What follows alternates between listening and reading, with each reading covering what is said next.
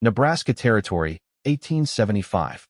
The endless prairie stretched out beneath a heartless blue sky as the train pulled into Cottonwood Station with a screech of metal and a billow of black smoke.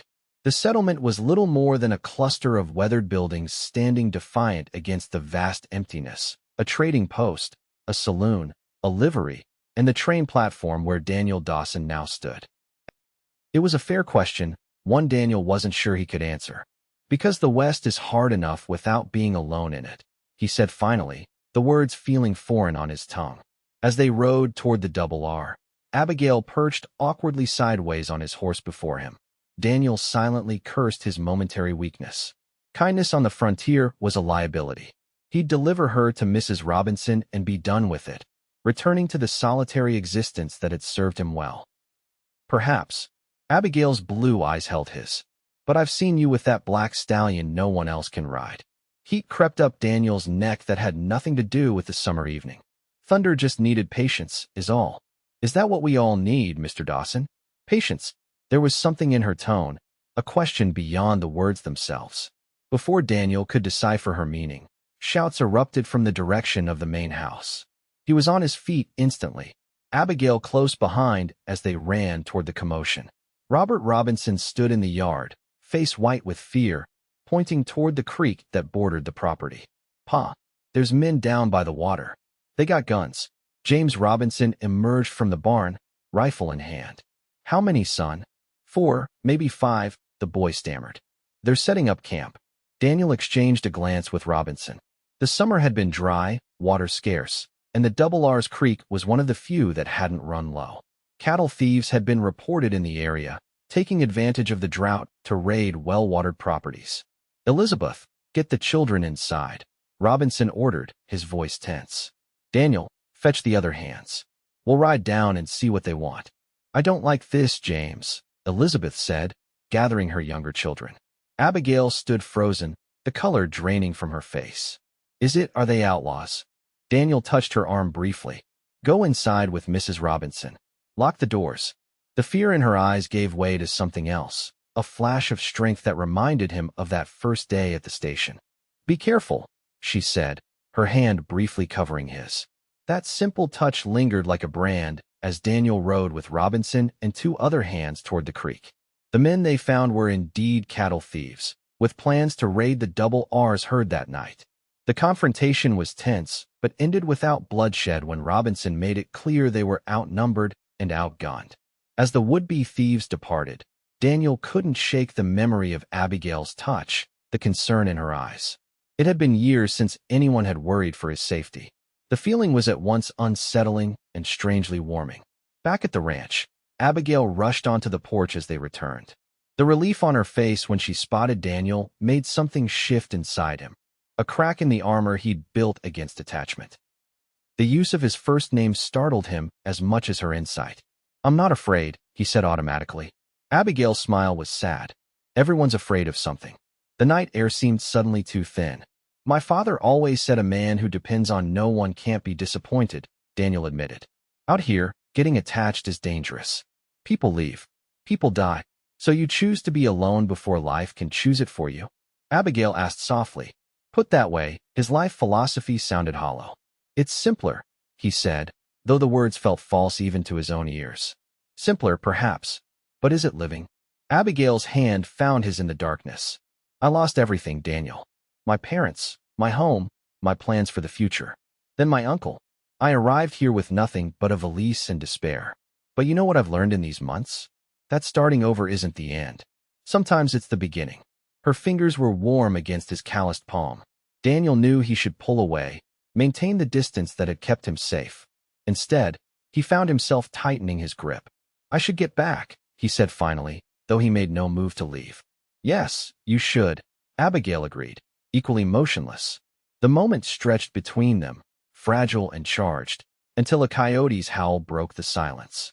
Daniel stood reluctantly, helping Abigail to her feet. Good night, Miss Winters, he said formally, though there was nothing formal about the way his heart pounded.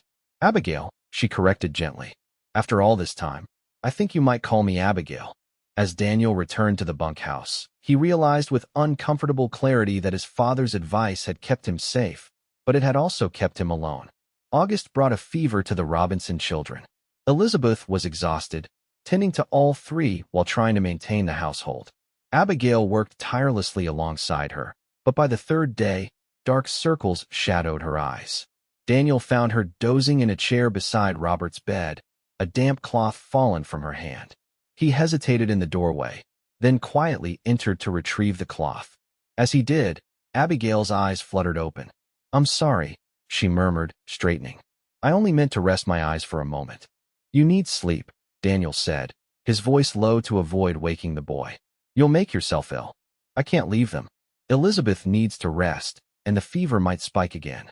Abigail reached for the cloth, but Daniel held it back. "Go lie down for a few hours. I'll watch the boy." Surprise crossed her tired face.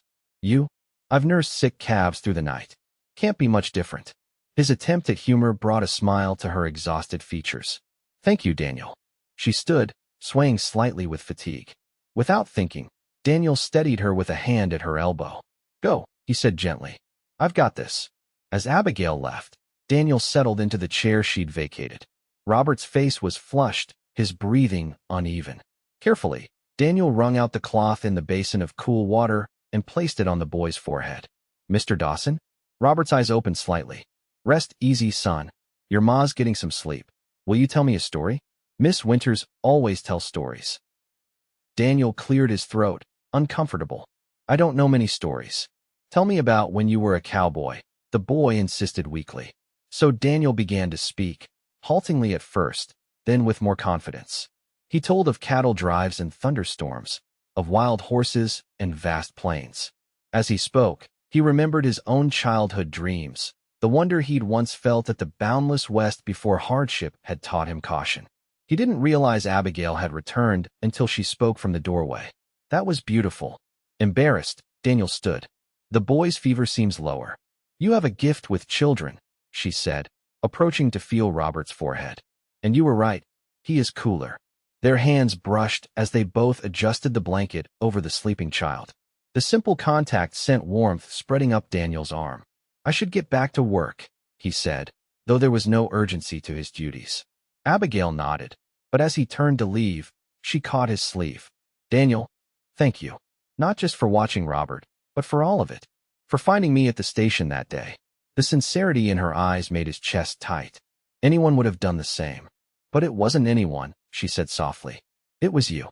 Daniel left quickly, unsettled by the emotion her words stirred. Over the following days, as the children recovered and ranch life returned to normal, he found himself watching Abigail with new eyes. The way she laughed with the children, how she hummed while working, the determination with which she tackled each new frontier skill. One afternoon, Daniel found her at the corral, attempting to saddle a gentle mare with limited success. "Need some help?" he asked, approaching. Abigail blew a strand of hair from her eyes in frustration. "Mrs. Robinson says I should learn to ride if I'm to stay in the West, but I fear the horse and I aren't coming to terms." "She senses your nervousness," Daniel explained, stepping into the corral. "Horses are like people that way. They know when you're afraid." "Then we're at an impasse, because I am decidedly afraid." Despite her words, there was determination in her stance. "Here." Daniel adjusted the saddle, then demonstrated how to tighten the cinch properly. "Now, place your left foot in the stirrup, grab the horn, and swing up." Abigail's first attempt ended with her sliding awkwardly back to the ground. Her second left her perched precariously sideways. On the third try, with Daniel's hand steadying her elbow, she settled into the saddle. "I did it." Her triumphant smile transformed her face, making her look younger, carefree. Daniel found himself smiling back. "Now the hard part, making her move where you want to go." For the next hour, Daniel taught Abigail the basics of horsemanship. She was a quick study despite her initial fear, and by the end of the lesson, she was walking the mare in confident circles. "This feels like flying," she said breathlessly, her cheeks flushed with excitement. Daniel watched her, struck by how different she was from the weeping woman at the train station. This Abigail was finding her place in the Western landscape that had intimidated her. The realization brought a strange pride, and something more complex he wasn't ready to name. As summer faded into autumn, Daniel found himself spending more time with Abigail. He taught her to fish in the creek, showed her how to identify edible plants, and even, at her insistence, gave her rudimentary lessons with his revolver. A woman alone needs to protect herself, she'd argued when he initially refused. You're not alone, Daniel had replied without thinking, then quickly added, you have the Robinsons. But they both knew that wasn't what he meant.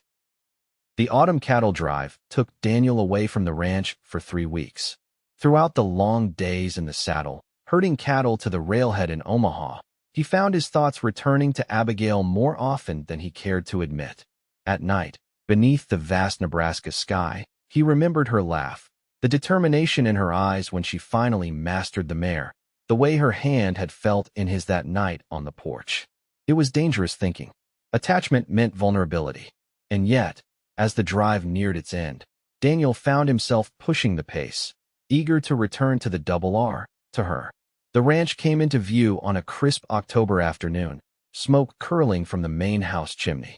As the hands drove the remaining cattle into the home pasture, Daniel spotted Abigail hanging laundry, her hair gleaming chestnut in the autumn sun. She looked up at the sound of approaching horses, shading her eyes. When she recognized him, her face broke into a smile that made his heart stutter. She waved, abandoning the laundry to run toward the corral. Daniel dismounted, suddenly conscious of 3 weeks' trail dust and the ragged state of his beard. Miss Winters, he greeted, trying to maintain some semblance of propriety despite the urge to close the distance between them. You're back, she said, her cheeks pink from cold or emotion. He couldn't tell which. Was the drive successful? Got fair prices in Omaha, he confirmed, aware of the other hands watching with knowing grins. The Robinsons well? All well, she assured him, though the children missed their riding lessons. Just the children? The words slipped out before Daniel could stop them. Abigail's blush deepened. The house was quieter without you stopping by for coffee. It wasn't quite an admission, but it was enough to warm Daniel against the autumn chill. Before he could respond, James Robinson approached, clapping him on the shoulder. Good work, Daniel. Come up to the house when you've settled the horses. Elizabeth's made a welcome home supper for all the hands. As Robinson walked away, Abigail glanced at Daniel. You'll come? To the house. It was a simple question with complex implications. Daniel had always avoided such gatherings, maintaining his distance. But 3 weeks away had shown him that distance didn't bring the safety he'd once believed in. I'll be there, he promised. That evening, cleaned up and freshly shaved, Daniel joined the other hands at the Robinsons' large dining table. Abigail moved around the room, helping Elizabeth serve the hearty meal, her eyes finding his more often than could be attributed to chance. After dinner, as the men gathered on the porch to smoke, Daniel found himself drawn to the small garden where Abigail had slipped away. She stood beneath a gnarled apple tree, illuminated by moonlight and the glow from the house windows. Hiding from the crowd? He asked, approaching quietly. Abigail turned, unsurprised. Just catching my breath. It's been a busy day. Daniel stopped beside her, close enough to catch the scent of lavender that clung to her hair. You seem at home here now. A far cry from that first day at the station. I am at home, she said softly. More than I ever was in Philadelphia. What will you do when winter comes? Daniel asked, the question that had nagged at him during the cattle drive. The Robinsons won't need as much help with the children once snow keeps everyone indoors. Abigail was quiet for a long moment. Mrs. Robinson has asked me to stay on permanently. She says having help allows her to focus on the accounts and ranch business. Relief washed through Daniel, followed immediately by confusion at his own reaction. Why should it matter to him if Abigail stayed or left? He'd survived on his own for years. That's good news, he managed. Is it? Abigail turned to face him fully, moonlight silvering her features. I've wondered if I should accept. Why wouldn't you? The thought of her leaving made his chest tighten uncomfortably. Because staying means committing to this life. To the West. She hesitated. And I've learned that the West requires certainty. About what you want. About who you can trust. There was a question in her words that Daniel couldn't pretend to misunderstand. He thought of the walls he'd built since his father's abandonment, of years spent avoiding attachment. Yet here he stood, drawn to this woman who had arrived with nothing but faith and determination. The West is hard, he said slowly. But I'm starting to think it's harder alone. Abigail's breath caught. Daniel Dawson, is that your way of saying you'd miss me if I left? The teasing note in her voice couldn't disguise its underlying vulnerability. Daniel took a step closer, close enough that the hem of her skirt brushed his boots. It's my way of saying I already missed you on the drive, he admitted. More than makes any kind of sense. Abigail's smile was radiant in the moonlight. Then perhaps I should stay. Perhaps you should, Daniel agreed, his hand finding hers in the darkness. Their fingers intertwined, a simple connection that somehow felt more significant than any words. Daniel knew he was crossing a boundary he'd sworn never to approach, but in that moment, the risk seemed worth taking. A shout from the porch broke the spell. Daniel, get out here, there's riders coming in. Daniel tensed, instinctively stepping in front of Abigail. In the distance, he could make out the shapes of horsemen approaching the ranch at a gallop, at least 6 of them. Get inside, he told Abigail, already moving toward the house. Lock the doors. The peaceful evening dissolved into chaos as the ranch hands scrambled for weapons. James Robinson stood on the porch, rifle in hand, as the riders thundered into the yard. That's far enough, Robinson called. State your business. The lead rider, a hard-faced man with a scar cutting through his beard, reined in his horse. Name's Wade Colton. I'm looking for Abigail Winters. Daniel felt his blood run cold. Beside him, he sensed Abigail freeze in the doorway where she'd paused instead of taking shelter. What business do you have with Miss Winters? Robinson demanded. Colton spat tobacco juice into the dust. Family business. Thomas Winters was my partner. We had a claim together, gold strike up in Dakota Territory. When he died, half that claim passed to his next of kin. His eyes found Abigail. That'd be you, Missy. My uncle never mentioned a gold claim, Abigail said, stepping forward despite Daniel's attempt to keep her behind him. Course he didn't. We was keeping it quiet till we could file proper. But your uncle wrote to you before he took sick, didn't he? Told you to come west. Colton's smile didn't reach his eyes. That letter was my idea. Figured if something happened to one of us, the other would need the heir to claim full ownership. Daniel didn't like the calculation in the man's gaze. If there's legal business, it can be handled through the territorial court. No need for courts, Colton said smoothly. I'm offering the lady a fair deal. Come with us to Dakota, sign over the claim, and I'll pay you $500. More money than you'd see in 5 years of domestic service. And if I refuse? Abigail asked, her voice steadier than Daniel would have expected. Colton's expression hardened. Then I reckon we'd have to insist. That claim's worth $20,000 at least. The threat hung in the air. Daniel shifted, positioning himself more firmly between Abigail and the riders. Miss Winters isn't going anywhere tonight, he said, hand moving to the revolver at his hip. If you have legal papers, bring them in daylight. Tension crackled as the ranch hands and Colton's men eyed each other, hands hovering near weapons. Finally, Colton shrugged with exaggerated casualness. Dawn, then. We'll camp by the creek and return with the papers. He wheeled his horse. Think on it, Miss Winters. $500 is a generous offer. As the riders departed, Daniel turned to Abigail. Her face was pale in the moonlight, but her expression remained composed. Did you know about this claim? He asked quietly. She shook her head. My uncle's letter only said he had work and a home for me. Nothing about gold or partners. Her eyes met his, troubled. Daniel, I don't trust that man. Nor should you. James Robinson interjected, joining them on the porch. Wade Colton has a reputation. He's been involved in claim disputes before, and they don't tend to end well for the other party. What should I do? Abigail asked. Daniel exchanged a glance with Robinson. Tonight, we prepare. Tomorrow, we face them with the law on our side. Through the night, the ranch became a fortress. The women and children were moved to interior rooms, the hands positioned strategically around the property. Daniel found Abigail in the kitchen, loading an old shotgun with hands that trembled only slightly. You should try to sleep, he said gently. I doubt I could. She set the gun aside. Daniel, if there really is a claim, and if it's worth what he says, don't think about that now. But I must. Her blue eyes were earnest in the lamplight. If the claim is legitimate, that money could change everything. I could have my own home, my own land. She hesitated. Perhaps even a future I never dared imagine. The implication hung between them. Daniel stepped closer, drawn by the vulnerability and strength combined in her gaze. Abigail, whatever happens tomorrow, know this. He took her hands in his. When I found you at that station, I had no idea you'd change everything. I spent years believing attachment was weakness, but you've shown me it can be strength. Tears welled in her eyes. Daniel! A shout from outside cut her off. Daniel moved to the window, peering into the darkness.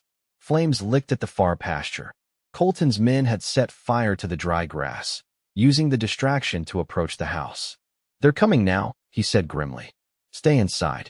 The night erupted into chaos. Gunfire echoed across the ranch yard as Colton's men advanced.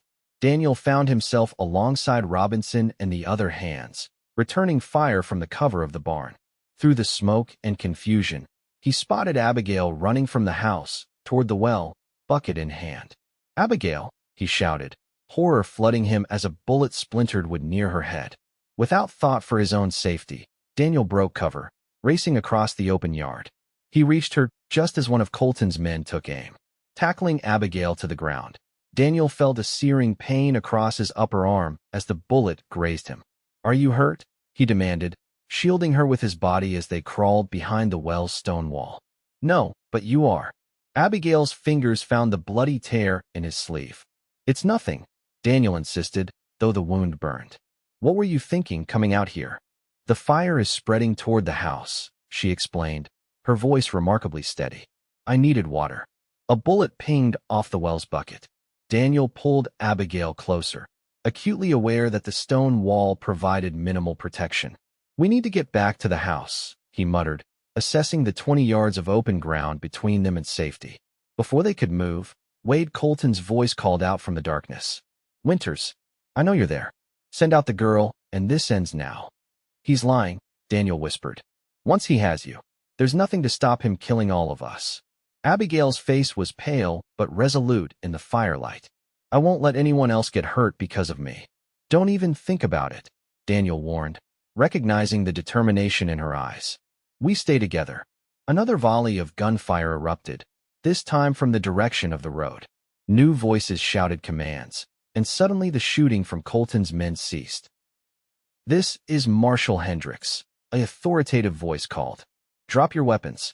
In the confusion that followed, Daniel realized that help had arrived. The ranch hand Robinson had sent to town had returned with the territorial marshal and a posse. As Colton and his men were disarmed and restrained, Daniel helped Abigail to her feet. She swayed against him, the night's events finally taking their toll. It's over, he murmured, his arm tight around her waist. Marshal Hendricks approached, his weathered face grim in the dying firelight. Miss Winters? I've been looking for Wade Colton for months. He's wanted for claim jumping and murder in 3 territories. Murder? Abigail whispered. The marshal nodded. Including one Thomas Winters. We found evidence Colton caused your uncle's death to gain control of a claim they legitimately shared. Daniel felt Abigail stiffen in shock. Are you saying he murdered my uncle to get his claim? That's our belief, ma'am. And you would likely have met the same fate once you'd signed whatever papers he was carrying. Hendricks touched the brim of his hat. The claim is real enough, though.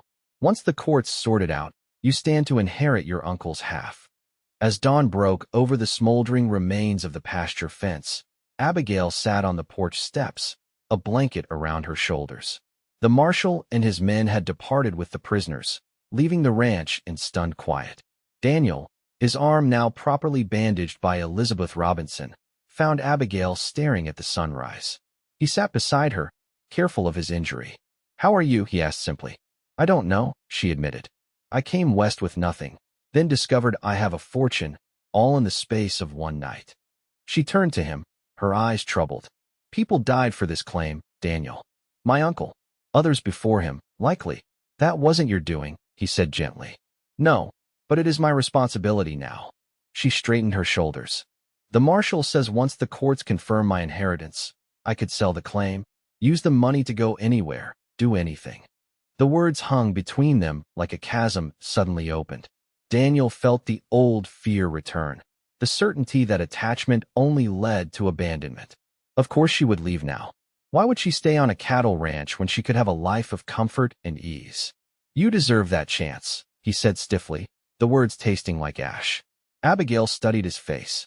Is that what you think I want? To leave? Isn't it? Daniel couldn't meet her eyes. The West has given you nothing but hardship. That isn't true. Her hand found his, fingers intertwining. The West gave me you. Daniel looked up, startled by the simple declaration. Abigail, when I arrived at that station, I was lost in every way a person can be, she said softly. You said my journey ended with you, and you were right, though neither of us knew it then. My journey of being alone, of being afraid, of not knowing where I belonged, that ended the moment you offered help to a stranger. Hope, fragile and unfamiliar, unfurled in Daniel's chest. What are you saying? I'm saying that gold means nothing compared to finding a place where I belong. Her blue eyes held his steadily. A place with people I love. The word hung in the dawn air, honest and unadorned. Daniel felt the last of his defenses crumble beneath its simple power. I've spent my life believing that caring for others was a weakness, he said, his voice rough with emotion. That depending on anyone would only lead to disappointment. But then you stepped off that train, and everything changed. He took both her hands in his. I love you, Abigail Winters. I think I have since that first day, though I was too stubborn to admit it even to myself. Her smile was radiant through tears. Then it seems we've both found something more valuable than gold. Spring 1876. The Dakota Territory. The small cabin stood on a hillside overlooking a valley turned emerald with new growth. Smoke curled from the stone chimney, and a corral of split rails housed 3 horses, including a familiar black stallion that lifted his head at the approach of riders. Daniel Dawson dismounted, helping his wife down from her mare with a tenderness that belied his calloused hands. Abigail's chestnut hair was swept back in a practical braid, her riding skirt dusty from the trail, but her smile was as bright as the day he'd married her 4 months earlier. Home at last, she said, surveying the cabin and land that was now theirs. The sale of half the gold claim had brought enough money to purchase this prime piece of Dakota rangeland, with funds remaining to stock it with cattle and build a life together. They delayed the move north until after their winter wedding at the Double R, where James Robinson had proudly given Abigail away and his wife had wept unashamedly.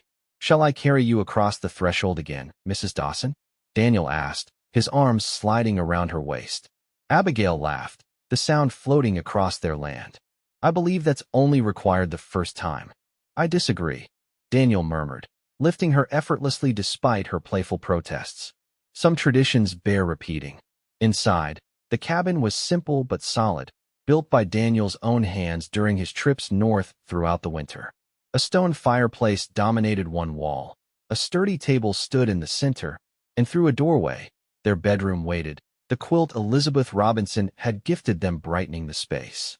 Daniel set Abigail down gently, watching as she moved through the rooms, touching each surface with wonder. It's perfect, she declared, turning to him with shining eyes. Our home.